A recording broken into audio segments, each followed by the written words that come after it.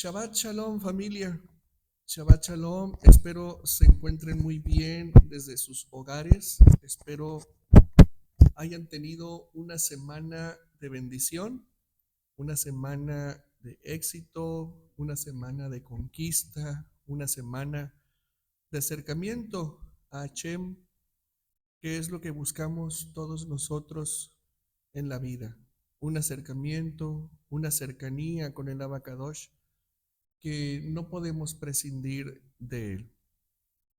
Bienvenidos, bienvenidos en este Shabbat a esta riquísima enseñanza que Hashem nos manda. Quiero agradecerles a todos por sus oraciones, por su respaldo, por sus bendiciones en esta semana, que su servidor estuvo un poquito debilitado de salud, pero Hashem se ha encargado de hacer la obra, se ha encargado de bendecirme y sus oraciones para todos aquellos que estuvieron intercediendo por su servidor han sido escuchadas.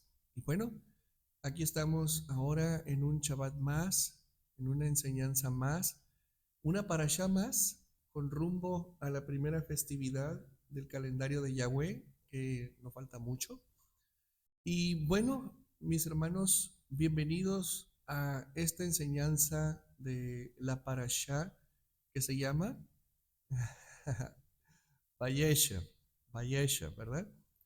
Y es una parashá muy amplia, una parashá muy significativa, llena de luz, llena de enseñanza, con unas enseñanzas maravillosas que están ahí, unas, digamos, en la superficie, pero también hay unas enseñanzas que están ocultas, que están guardadas, que están ahí para que todos aquellos que nos encanta descubrir las bendiciones de Hashem a través de la enseñanza, eh, ahondemos y hagamos un campo muy fértil para nosotros crecer en sabiduría, en conocimiento y en la comprensión de la voluntad del Eterno para nuestra vida a través de su instrucción. Estamos, mis hermanos, en un clima maravilloso, hermoso, que Hashem nos ha dado y bueno, pues aprovecho para enviar saludos a todos y a cada uno de los miembros de la Asamblea Java Ministerios, así también como a nuestros amigos, simpatizantes, visitantes, estudiantes no formales de nuestra enseñanza, así como a todos aquellos pastores y los hijos de pastores que vienen a visitarnos, que se nutren, que aprenden verdaderamente una buena palabra y la llevan al abrevadero de sus púlpitos, sean bienvenidos también. Hashem les bendiga abundantemente. Vamos pues a entrar a la enseñanza de la parashá Vayeshev, que significa y se asentó, ¿ok? Se asentó. Eh, bueno, antes de empezar, quiero invitarles a que vayan por su tacita de café, por su tacita de té, por su vasito de agua, para que disfrutemos juntos de una rica, profunda, interesante enseñanza que Hashem nos manda a través de su santa y bendita Torah, y que nosotros como maestros de Torah estamos encargados de extraer la luz que está ahí oculta para hacer que resplandezca la voluntad de Hashem en aquellos que tienen los oídos abiertos, la comprensión afinada y apuntada a la visión del Eterno para cada uno de nosotros. La parashá de Vayeshev tiene eventos muy interesantes. Recordemos que la semana pasada Jacob tiene un enfrentamiento cuasi mortal con su hermano. Finalmente arreglan la situación y de repente la Torah nos trae una nueva faceta, digamos, un nuevo eh, estadio en el ciclo de vida de Jacob. Y es precisamente esa parte de la vida familiar de Jacob que la Torá nos empieza a asomar. Ya una vez que murió su esposa amada, ¿sí? Eh, y a su vez ya sus hijos, todos sus hijos, las 12 tribus, sus 12 jovencitos, su hija Diná, toda la dinámica familiar empezó a manifestarse, ¿sí? En ese lugar donde se asentaron. De hecho, la palabra Vayeshev quiere decir y se asentó. Es decir, que Jacob finalmente en la tierra del peregrinaje de sus padres hizo él ya un asentamiento humano donde él decidió empezar a vivir tranquilo. Después de todas las cosas que había pasado, dice, bueno, ahora es mi tiempo de shalom, es mi tiempo de descansar, de disfrutar de la familia, de ver crecer a mis hijos, mis futuros nietos, etcétera, ¿sí?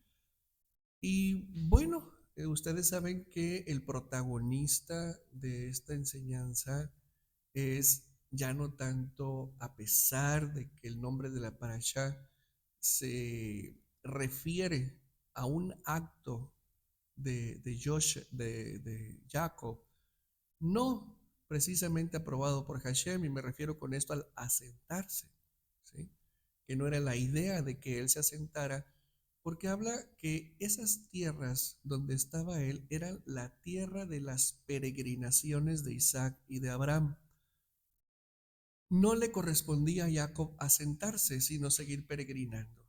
De esto tenemos que aprender que cuando la Torá nos habla de la tierra del peregrinaje, es un procesamiento que cada uno de nosotros debemos de asumir en la vida para perfeccionar nuestro carácter y así incidir fuertemente en nuestra forma de ser y estar en este mundo, y que cada vez se va pareciendo más al diseño que Hashem nos ha pedido, nos ha demandado que nosotros desarrollemos en la vida. Sin embargo, la Torá apunta hacia la personalidad de uno de los hijos de Jacob, que es Joseph, un jovencito de 17 años con magníficas destrezas en la gestión y administración de los bienes y de las riquezas de su padre, porque prácticamente, a pesar de que él desarrollaba un trabajo operativo junto con sus hermanos, él tenía la parte estratégica de la hacienda de su padre, que era la administración y la gestión, pero también conocía y sabía del pastoreo, que era la actividad principal de la familia de donde provenía Joseph, cuya raíz era Jacob.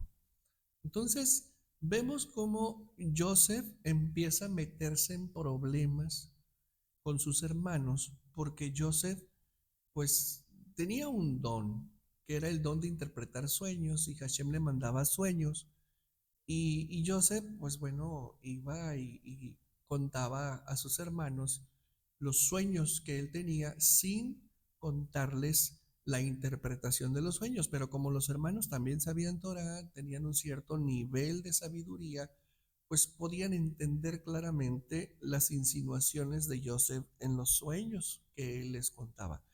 Y además tenía un problema de la Shon Ara que ya hemos estudiado.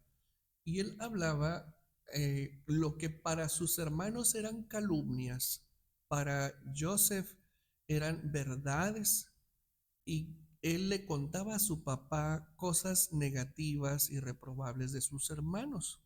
¿Sí? Entre ellas, básicamente tres situaciones: que sus hermanos eran inmorales y que cometían fornicación con las clientas que les compraban sus productos, ¿sí?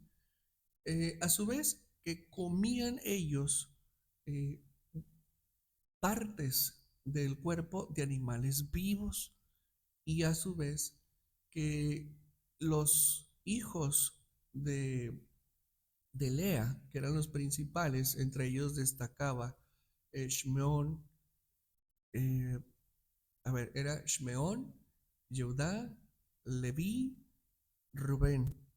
Estaba Diná, pero Diná no estaba en esta, digamos, dinámica perversa entre Joseph y sus hermanos. Entonces, estos jóvenes, los hijos de Lea, apuntaban fuertemente con críticas hacia los hijos de la sierva de Bilhá y Silpa, y por supuesto de la esposa que murió de Jacob, ¿sí? Ribka. Ella, perdón, Rachel, ella lamentablemente, pues ustedes saben que ella murió en el parto de Benjamín. Entonces, había mucha controversia, muchos pleitos, muchas discusiones. Entonces, Joseph decía que los hermanos de él, hijos de Lía, criticaban fuertemente a los demás medios hermanos y se dirigían hacia ellos, sobre todo a los hijos de Bilhá y Silpa, como esclavos. Entonces, esto se lo decía reiteradas veces a su padre Jacob, y Jacob les llamaba la atención con fuerza a estos jóvenes. Y eso empezó a provocar odio, celos, contienda, división entre los hermanos, a tal grado que empezaron a planificar el matarlo. ¿Sí? Entonces ustedes dirán, como unos justos planificando matar a Jacob. Sí, realmente estaban buscando una justificación en la Torá para matar a su hermano, porque era insoportable, era presumido, era muy egocéntrico, tenía problemas de la Shonará. Entonces los hermanos sentían que Jacob los difamaba. Y bueno, en un primer momento esto parecía un mal uso de la información de parte de Joseph, y los hermanos se sentían agredidos.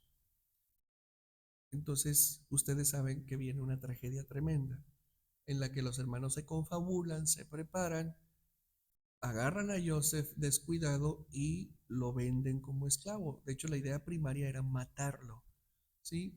Pero Rubén se impone y dice no. Y luego Judá entra también en acción. Dice no, no lo matemos, que no caiga sobre nosotros la maldición, mejor vamos a venderlo. Entonces, en lo que pasaba por ahí una caravana de comerciantes midianitas y árabes, Shmelim, eh, lo tenían en un pozo. Ya después vieron que venían las caravanas de comerciantes, lo vendieron, y a su vez los Shmelim lo vendieron a los egipcios.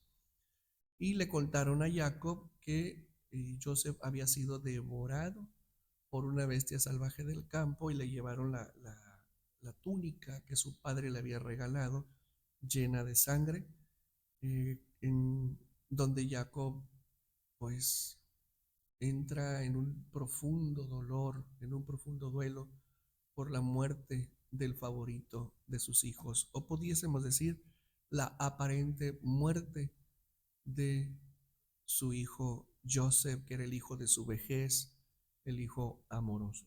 Pero tenemos que hacernos una pregunta aquí. Tenemos que hacernos una pregunta interesante. La primera de ellas, ¿por qué Jacob,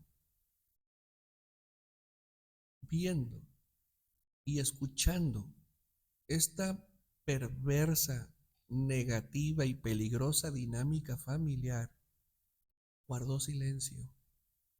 ¿Por qué él guardó silencio y no puso orden en estas discusiones, en estas difamaciones aparentes, en estas complicaciones, en este odio que se estaba generando entre su familia?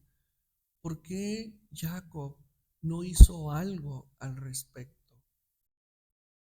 De hecho, la respuesta está en el nombre de la parashá. ¿Cómo se llama la parashá? Y se asentó. En un primer momento podemos pensar, bueno, sí, se asentó y empezó a llevar una vida tranquila. Pero en realidad la Torá no nos quiere decir eso. Lo que la Torá nos quiere decir es que Jacob cometió el gravísimo error de dejar de luchar, dejar de pelear, dejar de estar atento, dejar de vigilar, dejar de progresar. Él simple y sencillamente paró en seco su crecimiento, su desarrollo, y eso afectó seriamente la forma en cómo cuidó a su familia. No es posible que un hombre que caminó con Hashem, que tuvo el apoyo de Hashem, que peleó contra lo humano y lo espiritual y venció, que se le cambió el nombre, que le levantó un altar a Hashem, que hizo grandes cosas, venció a su suegro Labán, la brujería de su suegro Labán, peleó contra ese principado demoníaco protector de Esab y lo venció. Entonces, ¿cómo es posible que un hombre de batalla, que un hombre de guerra, que le cambiaron el nombre de Jacob a Israel, que quiere decir el que pelea con Dios, y que le hayan dado un nuevo rango, más autoridad, se haya asentado? Porque asentado tiene una connotación de descuido. Se descuidó y su familia entró en decadencia. Esa es la razón por la cual Jacob guardó silencio ante tantas situaciones. Ahora, tenemos que recordar que esto no es nada nuevo en Jacob, porque también cuando le violaron a Diná, su hija, también guardó un silencio. Y resulta que ahora viene una amenaza contra su hijo amado y guarda silencio. Entonces podemos ver ahí la debilidad del carácter de Jacob, el no llamar las cosas por su nombre, el no abrir los ojos, el no hacer la corrección necesaria y el no intervenir para hacer las correcciones. Y miren la tragedia que se le vino a su casa. Y así nos puede pasar a todos nosotros, que podemos pensar que estamos bien delante de Hashem, que estamos haciendo las cosas bien, porque tenemos su favor, porque tenemos gracia delante de Él y porque podemos pensar que Hashem está con nosotros, lo cual no pudiese ser nada errado.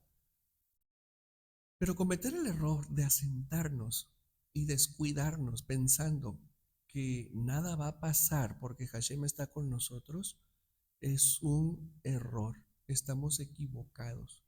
De hecho, es verdad, Hashem está con nosotros, pero hay algo que nosotros tenemos que hacer y es precisamente el estar alertas, el estar atentos, el no permitir que no haya fisuras en nuestra vida, en la vida familiar, en la vida conyugal, en la vida que tengamos en todos los aspectos de nuestra vida, fisuras, puertas abiertas que el enemigo pueda aprovechar para venir y meternos un arponazo, nomás por estar descuidados, por estar confiados o por tener una mala actitud de que porque estamos bien con Hashem, la serpiente se va a quedar tranquila y a gusto. No, no es así. Nadie en este mundo que conozca a Hashem, su voluntad, que haya sido adherido a Israel por medio de Yeshua, puede sentarse en sus laureles, cruzarse de brazos y pensar que todo lo va a hacer Hashem, que todo lo va a arreglar Hashem y que no va a pasar nada malo porque tú estás bajo la cobertura de Hashem. Eso no es así. Es una verdad parcial. La otra verdad implica que hay un componente en tu vida que tú tienes que aplicar. Si bien a Hashem le toca la parte sobrenatural, a ti te toca la parte natural.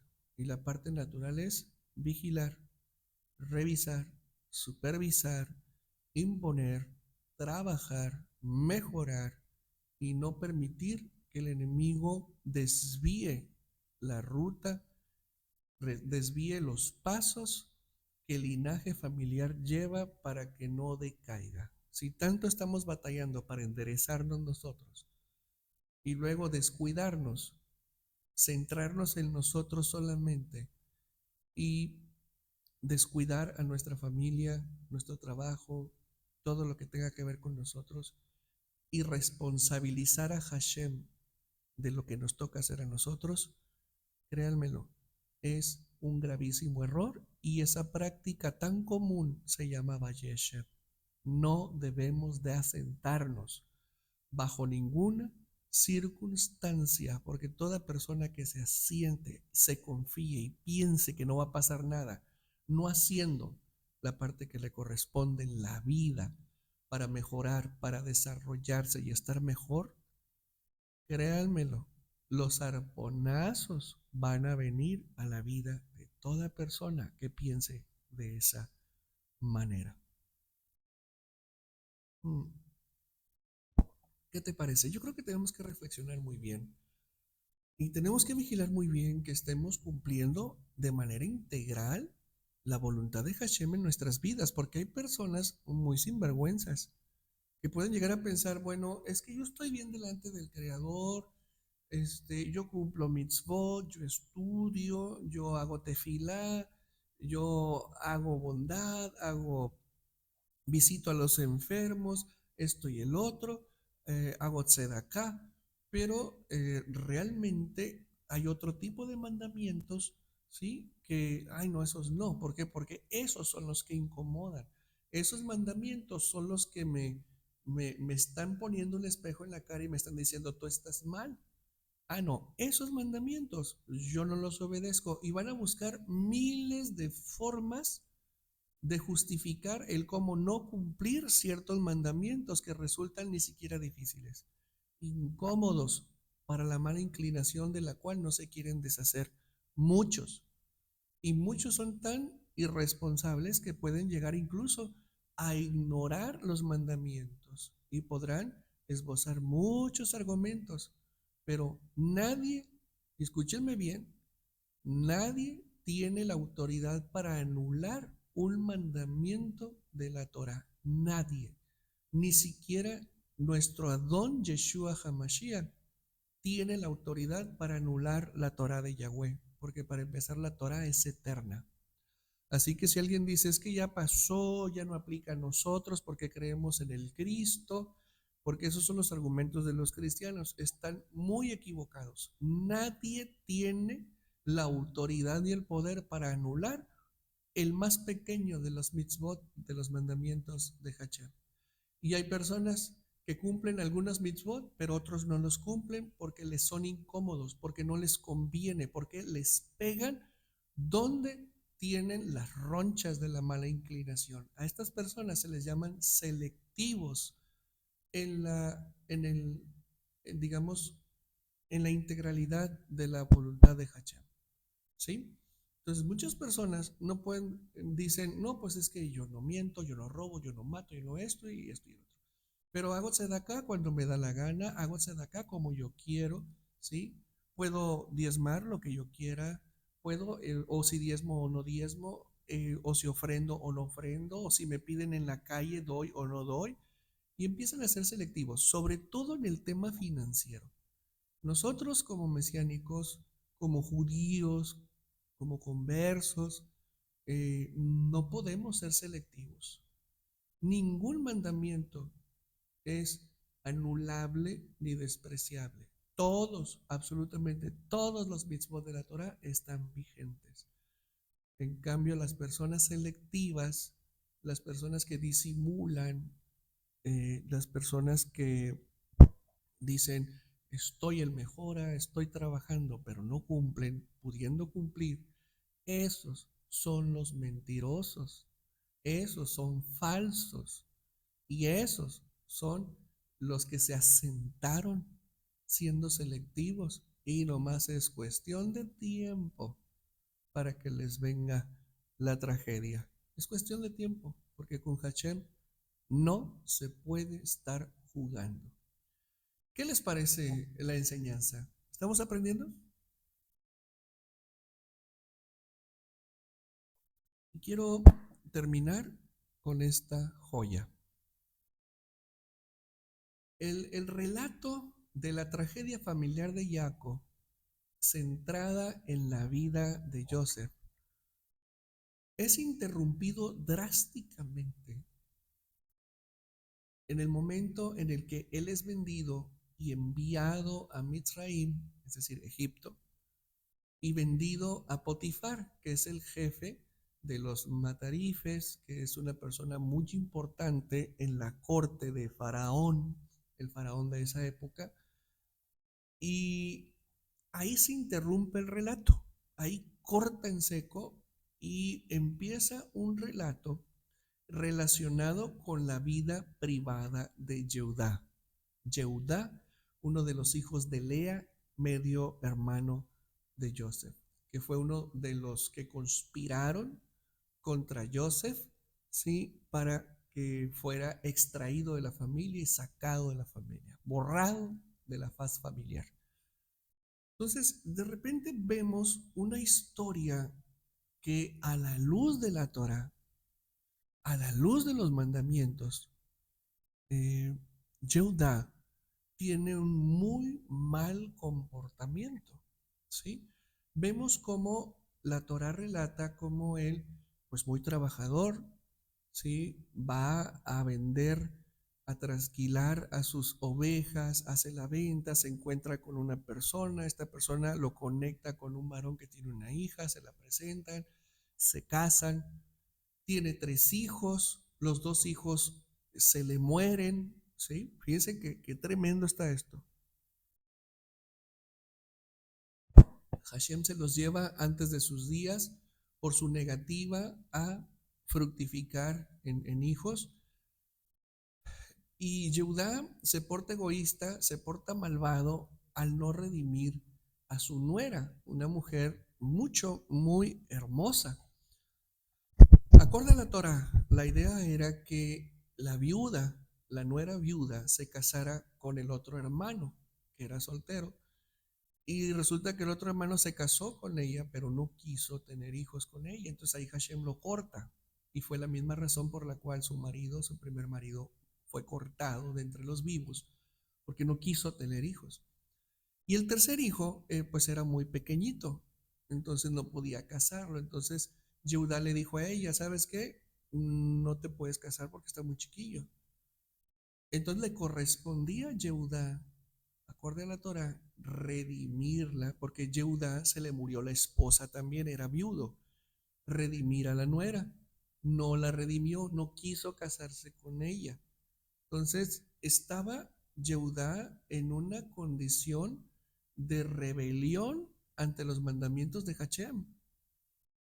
Además, en una de esas andanzas, ¿sí?, de trabajo en las que él estaba, pues resulta que decidió contratar los servicios de una prostituta. Pero resulta que era la exnuera disfrazada de prostituta para embarazarse de él y tener un hijo de él y cumplir la mitzvah. Y así fue. Entonces, a ver, estamos viendo a un Yehudá rebelde. Estamos viendo a un Yehudá en desobediencia, en franca desobediencia, un Yehudá egoísta, un Yehudá que contrata los servicios de prostituta, que no era la primera vez que lo hacía. Y eventualmente viene una situación en la que esta muchacha fue acusada, ¿sí?, de corromperse, de embarazarse, de ser prostituta, y le dicen ayuda, la vamos a ejecutar conforme a la Torah. Entonces, Yehudá interviene y hay ahí una situación en la que no, dice, ella es mi nuera, todo está bien, yo la voy a rescatar. La rescata, la redime, entre comillas, pero en realidad no vive con ella, no hace vida con ella. Y del embarazo tiene 2 hijos, ¿sí? Y estos 2 hijos nacen bajo condiciones muy particulares. El caso es que ahí termina la historia de Judá y continúa el drama de la vida de Joseph en Mitzray. Entonces vamos a regresarnos un poco a la vida de Judá. ¿Cómo es posible que uno de los principales hijos de Jacob tuviera un comportamiento tan malo, tan negativo, tan desobediente y tan rebelde? Y la pregunta que nos tenemos que hacer es, ¿por qué Jehudá, la historia de Jehudá, corta la historia de Jacob? Esta es la razón. Vamos a la historia, perdón, a la historia de Joseph. Vamos a la continuidad de la historia de Joseph. Entonces Joseph es vendido a Potifar y resulta que Joseph, ¿sí? Hace gala de sus dotes de administrador, de tal manera que Potifar lo pone a él como administrador, mayordomo de su hacienda, de su casa. Y dice la Torah que Potifar se dio cuenta que Elohim estaba con él y todo lo que sus manos hacían prosperaba. Y que a su vez eh, le multiplicó, lo enriqueció y lo hizo pues más próspero. Y dijo, ah, caray, pues lo voy a poner como el principal de mi casa después de mí. Y luego, ya saben la historia, que viene la esposa de Potifar, lo quiere seducir, no se presta, Joseph no se presta, y luego lo mandan a la cárcel. Y ahí en la cárcel, el administrador de la cárcel ve que Joseph es muy atento, es muy buen administrador, y lo ponen al frente de la administración de la cárcel, pero no cualquier cárcel, sino la cárcel de los presos reales. Y dice la Torah acerca de Jacob algo muy interesante. Dice dos cosas. Primero, y se hizo grande hombre y próspero. Y tanto en la relación con Potifar como con el administrador de la cárcel, se dice de Joseph que tanto Potifar como el administrador vieron que Elohim estaba con él. Entonces, aquí me voy a detener para responder la pregunta, ¿por qué corta la historia de Joseph la vida privada de Jehudá? Ojo con esto, ojo con esto. Joseph, él fue vendido como esclavo y entró a Mizraim, es decir, Egipto, como un esclavo, pero no vivió como esclavo.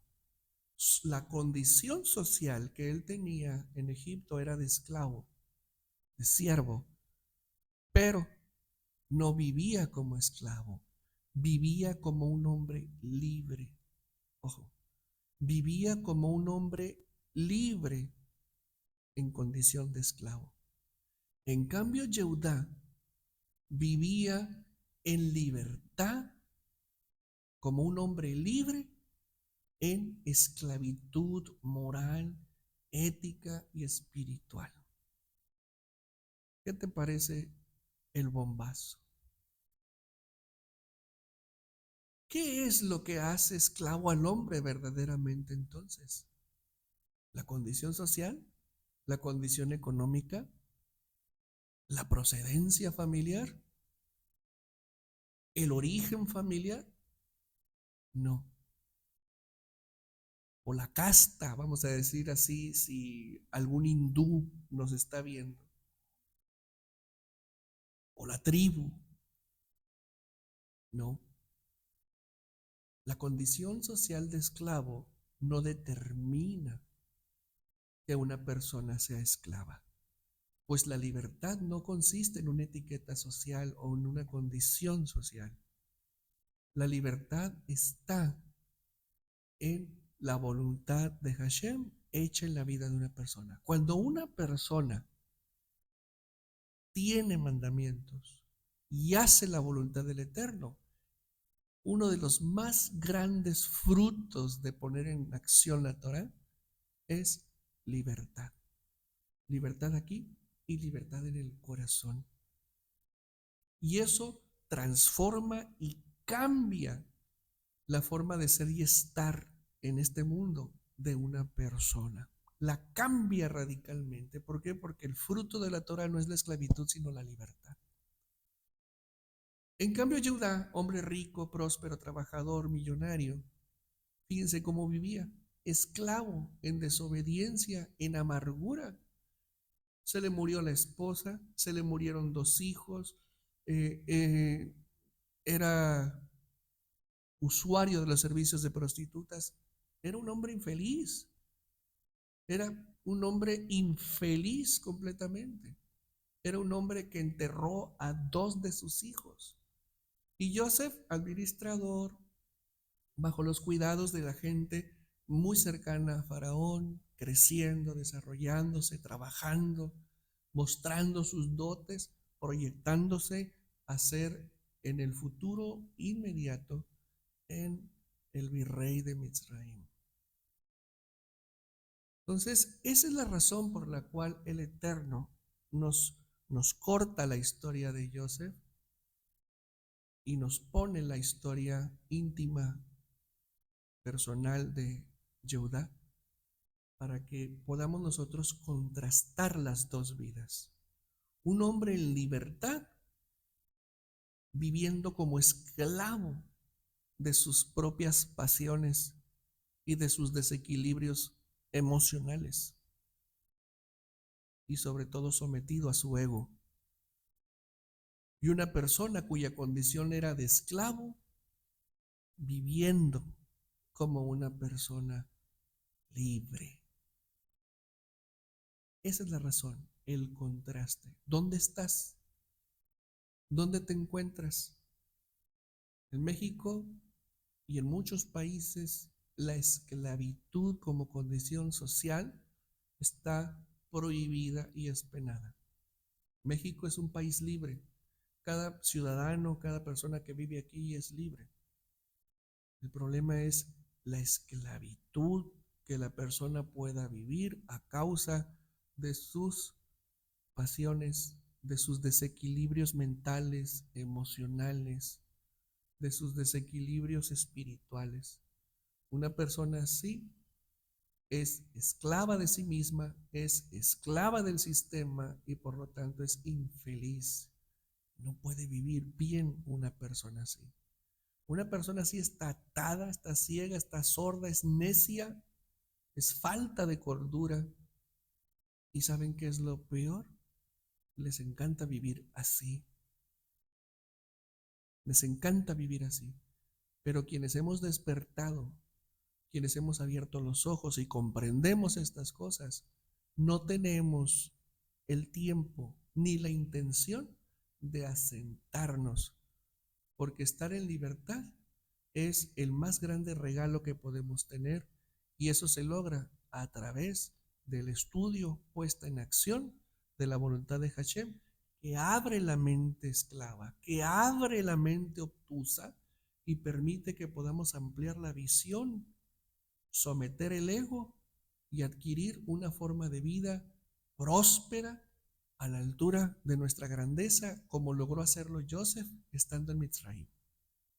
No te asientes, y si decides asentarte o decides seguir asentado teniendo un discurso de hombre libre como Yehudá, las tragedias van a ser tu constante en la vida.